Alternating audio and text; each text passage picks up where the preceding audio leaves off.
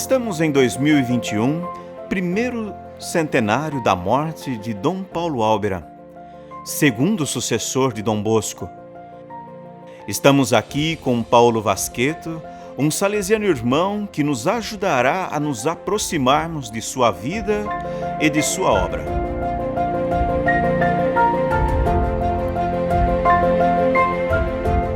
Sabemos que Dom Álbera foi um dos jovens de Dom Bosco e amigo de Miguel Magone.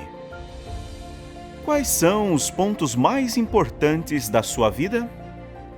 Com apenas 18 anos, Paulo Álbera integrou o primeiro grupo de salesianos, que com o Padre Rua foram a Mirabelo levar o espírito de Valdoco e de Dom Bosco àquela localidade. Depois, em 1868, era diácono quando a Basílica de Maria Auxiliadora, em Turim, foi consagrada. E poucos meses depois, foi ordenado sacerdote em Casale, onde recebeu, de Dom Bosco, felicitações especiais. Padre Álbera, um jovem sacerdote, tinha agora o mundo inteiro pela frente e estaria disposto a ir a qualquer lugar em nome de Dom Bosco. Por isso, foi enviado nos primeiros anos como reitor a Gênova e depois enviado como inspetor à França. A França daquele tempo era uma nação bastante hostil com relação aos religiosos, mas tornou-se uma terra prometida quando Dom Bosco obteve êxito em suas viagens anuais com o objetivo de arrecadar caridade. Padre Álbera sempre esteve perto dele quando Dom Bosco já não podia visitar a França. Ele mesmo voltava a Valdoco para vê-lo e estar perto dele durante sua última doença. Gostaria de ter estado presente para assisti-lo nos últimos momentos de sua vida, mas devido aos vários contratempos, no dia 31 de janeiro de 1888, a notícia da morte de Dom Bosco chegou a Marsella. Foi um duro golpe para ele, que não desanimou, procurando conservar a memória de Dom Bosco na intuição mais fiel possível de todas as suas características humanas, religiosas e morais. E soube bem encarar o espírito e a alma do seu pai espiritual, Dom Bosco, que na França se chamava Le Petit Dom Bosco, Pequeno Dom Bosco, uma miniatura em tudo semelhante ao original. Imagino que não tenha sido fácil sem Dom Bosco. É verdade, mas Dom Álbera, junto com Dom Rua e todos os outros salesianos, procurou continuar a obra de Dom Bosco com seu mesmo espírito. A partir de 1892, após o serviço na França, foi chamado a Valdoco para se tornar o diretor espiritual da congregação, o que hoje chamaríamos de conselheiro para a formação. Viajou por toda parte a visitar as casas de formação. Aperfeiçoou-se no uso das línguas estrangeiras e sempre nos lembrou de manter uma forte espiritualidade, uma vida intensa de oração e sacrifício pelo bem das almas dos jovens. Um acontecimento que podemos chamar de épico que o envolveu foi a visita a todas as casas da América, uma viagem que durou 3 anos, que partiu da Terra do Fogo, na Argentina, e terminou em Nova York. Pode reconhecer-se pessoalmente grandes trabalhos dos salesianos e das filhas de Maria Auxiliadora naquele continente, e encorajou os missionários que trabalhavam com condições realmente difíceis. E, enfim, ele se tornou reitor maior.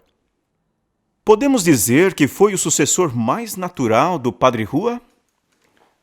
Ele certamente tinha a personalidade e a experiência necessária, e também tinha a estima e o apreço da Igreja e das autoridades civis, por uma obra que se expandia muito na onda do entusiasmo pelo fato de Dom Bosco ter sido declarado venerável recentemente e ser muito popular entre o povo. Além disso, as obras tipicamente salesianas, como o oratório e a catequese, eram celebradas e aprofundadas em muitíssimos congressos e as associações da família salesiana, incluindo cooperadores, ex-alunos, ex-alunas. Também tiveram seus próprios congressos que serviram para fortalecer a unidade interna e expressar o sucesso educativo da obra e do método salesiano. Estamos nos anos da Primeira Guerra Mundial. Em que modo os salesianos foram envolvidos? Os salesianos jovens ocuparam diversos cargos no exército. Alguns eram capelães militares, outros carregadores de maca, enquanto outros carregavam rifles. Estavam realmente em situação muito difícil e escreveram muitas cartas ao padre Álbera pedindo-lhe proximidade e orações. Procurou interessar-se por todos e, entretanto, encorajou os confrades restantes a cobrirem as lacunas deixadas e não fecharem as suas casas e escolas. E por quê? Porque ele tinha os meninos no coração e não podia abandoná-los, de modo que, mesmo no meio da guerra, abriu orfanatos e, em seguida, promissores oratórios. Os orfanatos cobriam uma emergência criada para as numerosas vítimas do conflito. Entre outras coisas, deve-se notar que os salesianos e as filhas de Maria Auxiliadora abriram orfanatos não só na Itália, mas também em muitos outros países. O oratório, por outro lado, dava aos jovens a oportunidade de receber uma educação de qualidade em ambientes populares, muitas vezes à mercê da gente com pouco escrúpulo. As obras tipicamente salesianas do oratório, do colégio, das escolas profissionais eram apreciadas e conhecidas por toda parte, tanto que os pedidos de aberturas de casas vinham de todo o mundo. Ao mesmo tempo, as vocações também cresceram e, portanto, buscavam-se novos espaços para expandir o mundo salesiano. Como eram os jovens entre o final do século XIX e o início do século XX? Quanto à situação da juventude, muitas pessoas temiam que a Revolução Industrial, embora tenha trazido alguns progressos, também tenha ajudado a distanciar os jovens da Igreja. Também, nestes anos, se verifica o fenômeno da imigração para outros países. E, felizmente, os salesianos já estavam presentes nas terras de missão para ajudar esses imigrantes. Mas na Europa, o conflito acontecia no campo das ideias, e os grupos de inspiração anticlerical que surgiam em toda parte. Como costuma acontecer, muitos competiam pelos jovens, tentando atraí-los de todas as formas.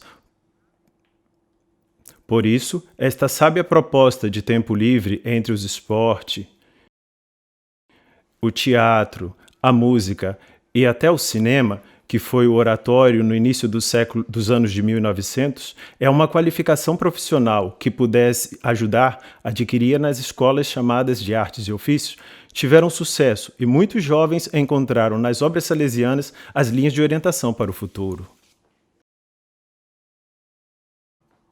Voltando a Padre Álbera, quais são as características que nos fazem entender como ele estava em harmonia com o mundo e em sintonia com os tempos?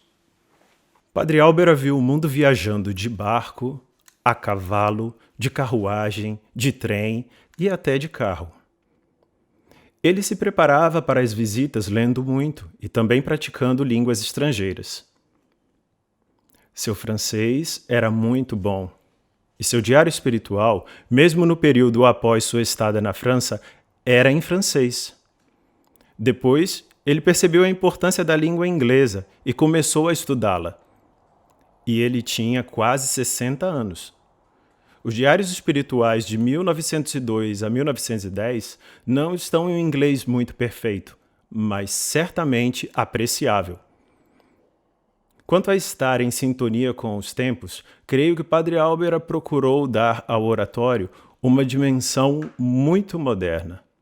De fato, para além da oferta religiosa e lúdica, preparavam-se percursos adequados para os jovens trabalhadores, como os ciclos de formação social e a consequente abertura do oratório, mesmo em dias de semana. Existiam gabinetes de colocação profissional e também de sensibilização para precauções e economia. Essa nova forma de alternar atividades formativas e recreativas fez com que o oratório se tornasse um lugar privilegiado de educação integral. A mensagem de Paulo Álbera ainda é relevante?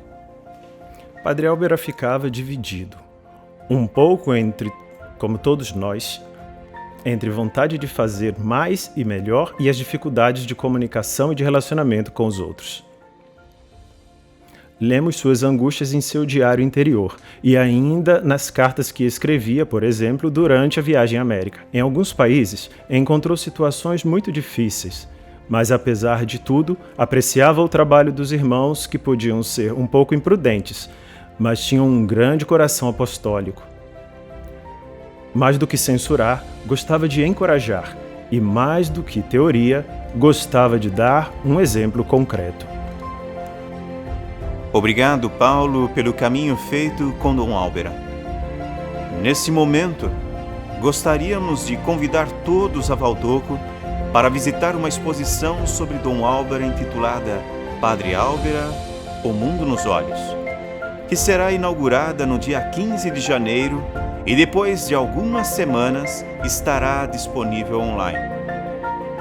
Haverá fotos esplêndidas das viagens de Dom Álvera e documentos pessoais que nos ajudarão a compreender melhor sua pessoa e sua grande sensibilidade. Absolutamente imperdível.